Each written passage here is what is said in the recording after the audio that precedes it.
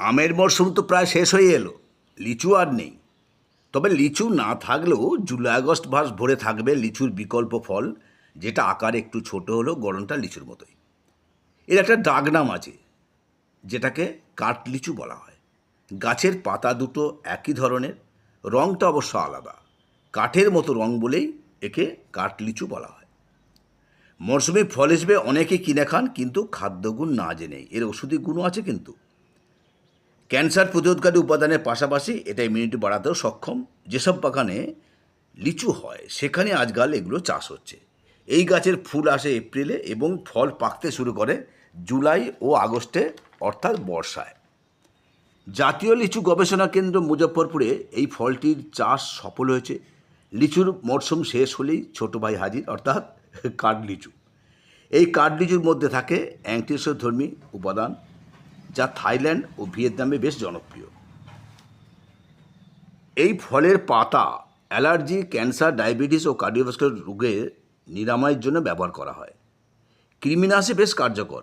শারীরিক অবসাদ দূর করতেও বেশ সুনাম আছে এর। পেটের অসুখ দূর করতেও এর থাকা আঁশ তথা ফাইবার বেশ উপকারী। পর্যাপ্ত আঁশ থাকার জন্য নাম কিন্তু আঁশফল, যার পোশাকি নাম কাঠলিচু, মানে আঁশের জন্যে আঁশফল। এই ফলের মধ্যে থাকা ভিটামিন সি, ক্যালসিয়াম সহ বিভিন্ন মিনারেলস এবং প্রচুর পরিমাণে জল বিদ্যমান। যেসব বাচ্চা কৃমি রোগে ভুগছে তাদের ক্ষেত্রে খুবই উপকারী এই ফল। পুরুষদের কিন্তু উপকার আছে, পুরুষদের যৌন ক্ষমতা বাড়াতে বেশ কার্যকর।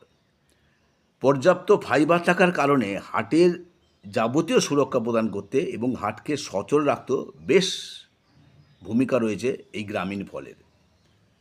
ভিটামিন সি রোগ প্রতিরোধ ক্ষমতা বাড়ায়। সুতরাং আজই শুরু করা যাক বাজারে গিয়ে খোঁজ করা, অথবা যারা গ্রামের দিকে থাকেন এলাকায় খোঁজ করা। আমরা ছোটোবেলায় দেশে বাড়িতে পাড়ার গাছ থেকে পেড়ে খেতাম। এটা টক মিষ্টি স্বাদের, লিচুর মতো ভিতরের বীজ আছে। আজকে কাঠলিচু নিয়ে যে ইনফরমেশান, প্রাইমারি ইনফরমেশান, সেটা এখানে শেষ করছি। চ্যানেলটা সাবস্ক্রাইব করে আমাদের সঙ্গে থাকুন, প্রতিটা পর্বে থাকুন, দেখতে থাকুন এবং শুনতে থাকুন। পরবর্তী সময় আবার আসবো এটা নিয়ে আলোচনা করতে। এই গরমে আপনাদের সুস্থতা কামনা করে এখানে শেষ করছি। ভালো থাকবেন, সুস্থ থাকবেন।